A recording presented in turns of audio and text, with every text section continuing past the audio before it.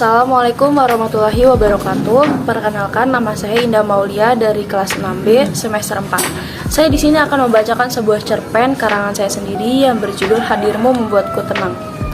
Akhir tahun 2019 yang menyedihkan bagiku. Pasalnya aku baru saja ditinggal tanpa kabar oleh teman dekat laki-lakiku yang bernama Farel.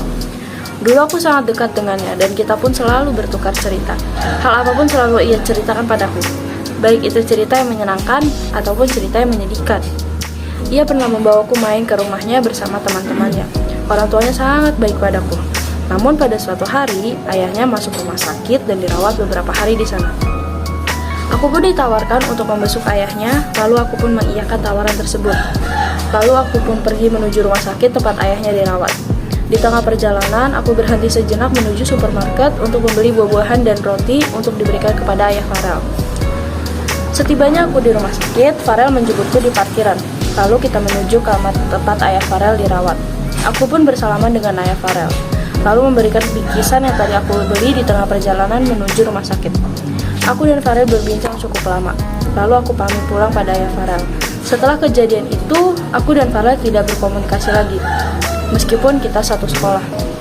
Saat itu juga aku merasa apakah ada yang salah dariku? Entahlah. Sejak kejadian Farel yang membuatku patah hati, aku bertekad untuk tidak mengenali laki-laki lagi. Aku hanya berdoa kepada Tuhan bahwa untuk hadirkan laki-laki yang aku butuhkan, bukan yang aku inginkan. Kisah ini bermula di awal tahun 2020. Aku tak sengaja bertemu seorang laki-laki pada acara ulang tahun mantanku.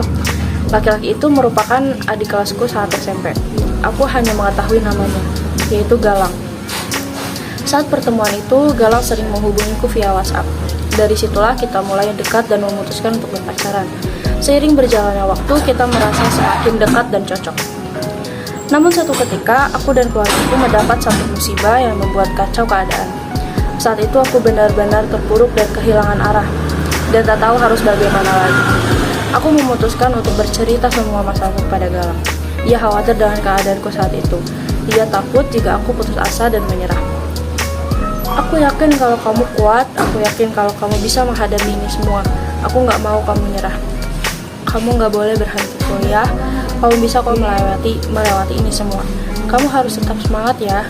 Begitulah kiranya cara Galang memberiku semangat saat aku terpuruk. Aku merasa semakin sayang pada Galang.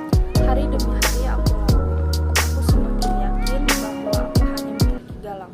Karena kemanapun aku pergi, pasti selalu bersamanya. Seiring berjalannya waktu, ternyata tidak mudah menjalani suatu hubungan. Selalu ada masalah yang hadir dalam hubunganku dengan Galang. Suatu hari, Galang membawaku ke rumahnya untuk mengenalkanku pada keluarganya. Saat aku datang, aku disambut hangat oleh keluarganya. Mereka sangat baik dan terlihat sangat senang ketika berkenalan denganku. Ibu Galang, "Ini siapa, A?" bertanya pada Galang. Galang, "Ini Siva, Bu, pacar Galang," jawab Galang dengan tegas. Ibu Galang, "Cantik ya pacar Galang," Ibu Galang memujiku. Siva, "Terima kasih Ibu," ucapku tersipu malu. Ayah Galang, "Galang bisa juga cari yang cantik gini," ucap ayah Galang. Setelah cukup lama kami berbincang, keluarga Galang mempersilahkan aku makan. Setelah selesai makan, aku pamit pulang kepada keluarga Galang. Saat aku berpamitan, Ibu Galang, "Nanti main kesini lagi ya cantik," ucap Ibu Galang sambil tersenyum. Siva, "Iya tante, nanti Siva datang lagi ke sini," jawabku masih malu-malu. Ayah Galang, "Hati-hati di jalan ya Siva." Siva, "Iya Om," tersenyum sambil menganggukkan kepala. Aku pun pulang diantar bersama Galang. Aku merasa bahagia karena diterima begitu baik di keluarga Galang. Ia lelaki yang cukup berani menurutku. Aku semakin tertarik dengannya. Aku dan Galang semakin akrab dan sudah mengetahui sifat dan sikap masing-masing. Keluarga besarku sudah mengenali Galang. Bahkan adik sepupuku juga sangat akrab dengannya. Aku merasa senang karena Galang diterima baik oleh keluarga besarku. Ibuku lebih percaya jika aku pergi dengan Galang. Satu waktu aku pernah ingin pergi sendiri, namun ibuku tak memberi izin. Ia berkata seperti ini, "Mama gak percaya kalau kamu pergi sendirian, harus ditemenin Galang. Nanti Mama yang bilang ke Galang buat temenin kamu pergi malam ini." Mama melarangku untuk pergi sendirian pada malam hari. Setelah hampir 2 tahun aku dan Galang menjalin hubungan, justru aku semakin mendapat banyak masalah keluarga. Saat itu aku lebih sering pergi bersama Galang dibandingkan aku harus terus berdiam diri di rumah. Aku merasa lebih tenang dan aman jika bersama Galang. Dengannya aku dapat bercerita apapun. Ia selalu mengerti apa yang aku ceritakan dan rasakan. Aku merasa bahwa rumahku hanya sekadar tempat tinggal, tempat berteduh dari teriknya panas dan hujan. Selalu merasa tidak nyaman jika aku berada di dalam rumah. Selalu merasa tidak bebas untuk menceritakan apa yang aku rasakan. Galang adalah satu-satunya rumah bagiku. Bersamanya aku merasa tenang dan nyaman. Ketika aku ada masalah, ia selalu siap mendengarkan segala keluh kesahku. Ia selalu bersemangat saat aku ingin menceritakan bagaimana hari-hariku. Dan ia juga selalu memberi nasihat agar aku selalu merasa kuat saat menghadapi masalah keluarga ini. Tanpa aku bercerita pada Galang, ia selalu mengetahui jika aku sedang ada masalah di rumah. Sepertinya Galang mampu membaca mimik wajahku ketika sedang ada masalah. Galang selalu bertanya apakah ada yang ingin aku ceritakan hari ini padanya. Dengan Galang begitu, aku merasa bahwa ada yang selalu siap mendengarkan cerita-ceritaku.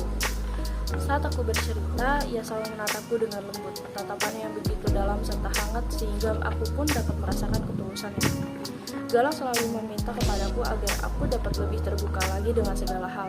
Ia juga meminta padaku supaya aku bercerita hal apapun kepadanya.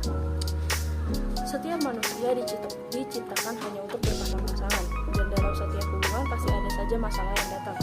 Entah itu masalah kecil ataupun besar, tergantung pada pasangan yang menghadapi masalah tersebut. Banyak pasangan di luar sana yang mampu menghadapi masalahnya, namun tidak sedikit juga pasangan yang tak mampu menghadapi masalah yang ada dan memiliki untuk berpisah. Tidak ada pasangan yang sempurna. Masalah kesempurnaan itulah yang diciptakan oleh pasangan tersebut. Sekian, cukup. Terima kasih. Wassalamualaikum warahmatullahi wabarakatuh.